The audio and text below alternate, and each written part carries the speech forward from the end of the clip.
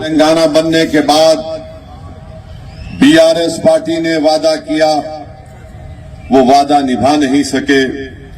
2023 کے اسمبلی انتخابات کے وقت کانگریس پارٹی نے وعدہ کیا اور قریب 3 سال 2.5 سال کا عرصہ ہو چکا ہے۔ نظام شوگر فیکٹری کا مسئلہ ایک سیاسی مسئلہ نہیں ہے، یہ ایک انسانیت کا مسئلہ ہے، اور ہم حکومت سے اور خاص طور سے وزیر اعلیٰ ریونت ریڈی سے اس بات کا مطالبہ کرتے ہیں کہ وہ خود پرسنلی بذات خود اس مسئلے کا حل تلاش کرے۔ وہ جو غریب امپلائیز آج بھی زندہ ہیں، بولتے ہیں 120 لوگ ابھی ہیں، کم سے کم ان کی زندگی میں اس مسئلے کو حل کیا جائے تاکہ ان سے انصاف مل سکے۔ جو برسوں اس فیکٹری میں لگا دیے، آج اس عمر میں وہ پہنچ چکے ہیں کہ آج ان کو حکومت کی مدد کی بہت ضرورت ہے۔ میں نے ان سے وعدہ کیا کہ انشاءاللہ تعالی مجلس اتحاد المسلمین کے اراکین اسمبلی، ایوان اسمبلی میں بھی اور ایوان اسمبلی کے باہر بھی اس مسئلے کو اٹھائیں گے، اور ہم ان کے ساتھ برابر ٹھہرے تھے اور ٹھہرے رہیں گے، اور ضرورت پڑی تو انشاءاللہ تعالی میں خود جا کر وزیر اعلیٰ ریونت ریڈی سے ملاقات کر کے ان غریبوں کے انصاف کا مطالبہ مجلس اتحاد المسلمین سے کروں گا۔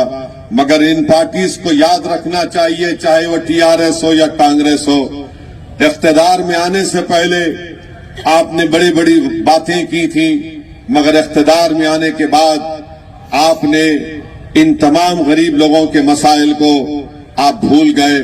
مگر یاد رکھیے، جو بھول جاتے ہیں اقتدار میں آنے کے بعد، وہ غریب عوام دوبارہ اسمبلی کا الیکشن ہوگا تو پھر وہ بھی ان پارٹیوں کو بھول جاتی ہے۔ اسی لیے تاکہ وہ غریب آپ کو نہ بھولے، کم سے کم آپ کے پاس وقت ہے، آپ ان سے انصاف کریے۔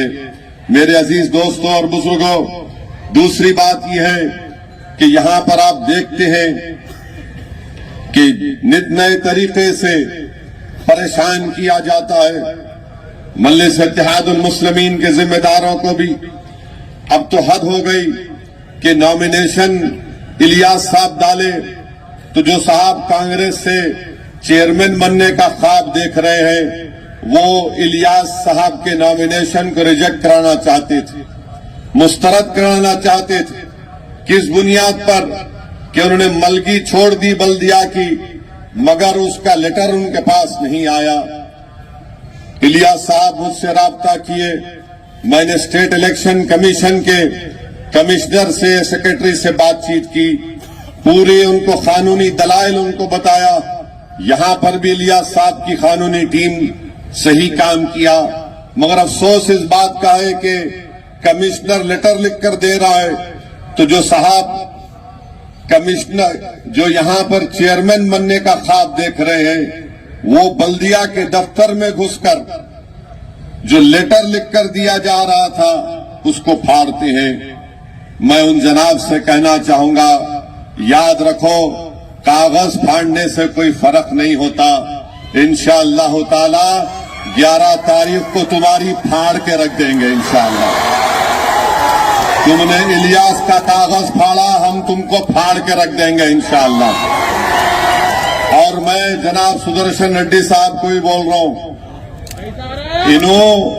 آپ زیادہ بھروسہ کر رہے ہیں اس بچے پہ۔ انہیں بول رہا ہے کہ میں چاچا کو ہٹا کے الیکشن لڑنے والا ہوں 28 میں، تو آپ دیکھ لو، اس کو غور کر لو۔ آپ بول رہا ہوں، ہم کو سب معلوم ہوتا ان کے گھر میں کون سی ترکاری پکڑی، الیاس کو معلوم ہو رہا۔ اور پھر یہ مسجد نادی علی کی 5 ایکڑ زمین پہ قبضہ کر کے کون بیٹھے، اس کو سمیع صاحب اور ذمہ داروں نے جا کر کینسل کروایا تھا۔ کیوں نہیں زمین چھوڑتے آپ؟ زمین چھوڑو، وقف کی زمین ہے وہ، مگر آپ اس کو ہائی کورٹ میں وہاں پر آپ اس کو لڑ رہے ہیں۔ یہاں پر گردوارہ کے پاس रेलवे गेट का आरोपी है। मैं आपसे वादा कर रहा हूं कि बहैसियत रुकने पार्लियामान के मुझसे जो होगा मैं नुमाइंदगी करूंगा मरकजी वजीर रेलवे से, ताकि यहां पर रोड ओवर ब्रिज का काम किया जा सके। और मैं ये भी बताना चाहूंगा कि मजलिस के जिम्मेदारों को टिकट नहीं मिला। मेरी बाज हजरात से मुलाकात हुई, वो मुझसे आकर मिले और मुझसे उन्होंने शिकायत भी की कि हमको टिकट मिलना था साहब, सही तरीके से मालूमात नहीं हासिल की गई है। मैंने उनसे कहा कि आपकी शिकायत मैं सुना हूं, मगर उन्होंने मुझे इस बात का तयख्खुन दिया है कि यकीनन हम इंसान हैं, हमको टिकट नहीं दिया गया तो हमको तकलीफ है, मगर जमात से हम कभी मुखालिफत नहीं करेंगे। मैं उनका शुक्रगुजार हूं कि उन्होंने साफ तौर पर कह दिया कि मजलिस के उम्मीदवारों की कामयाबी के लिए वो काम करते रहेंगे।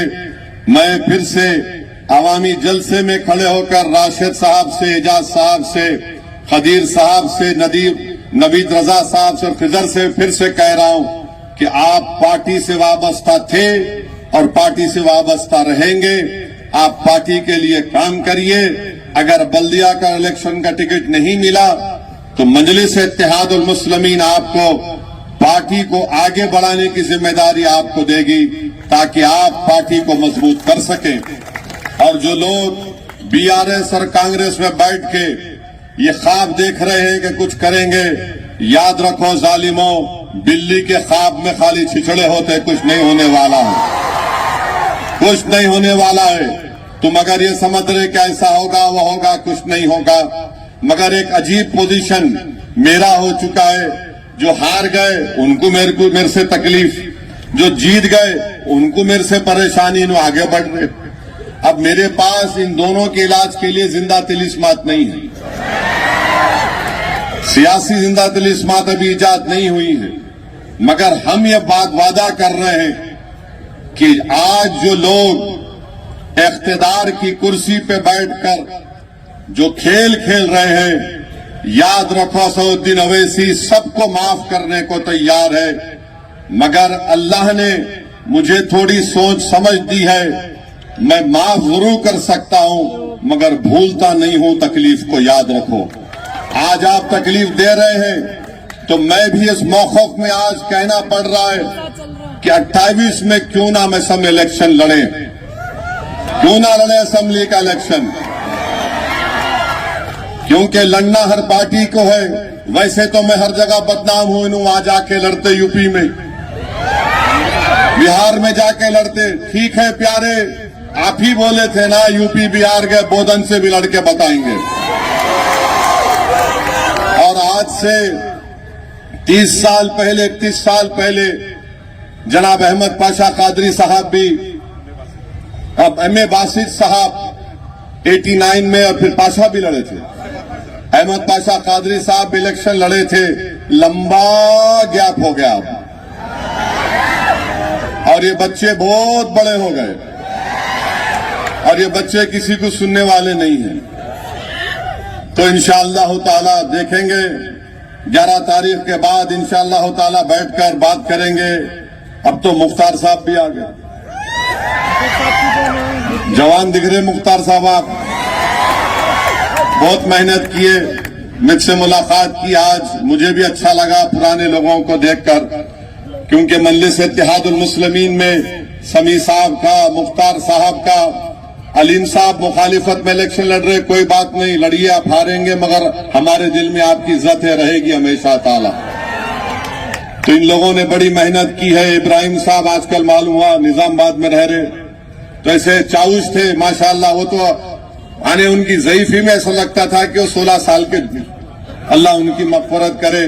बहरहाल इन तमाम बुजुर्गों की कुर्बानियों की वजह से आज अरे हाँ, मरूम बाबर, अल्लाह उसकी मग़फ़िरत करे, उसका चेहरा कभी दिमाग से और आंख से नहीं निकलता।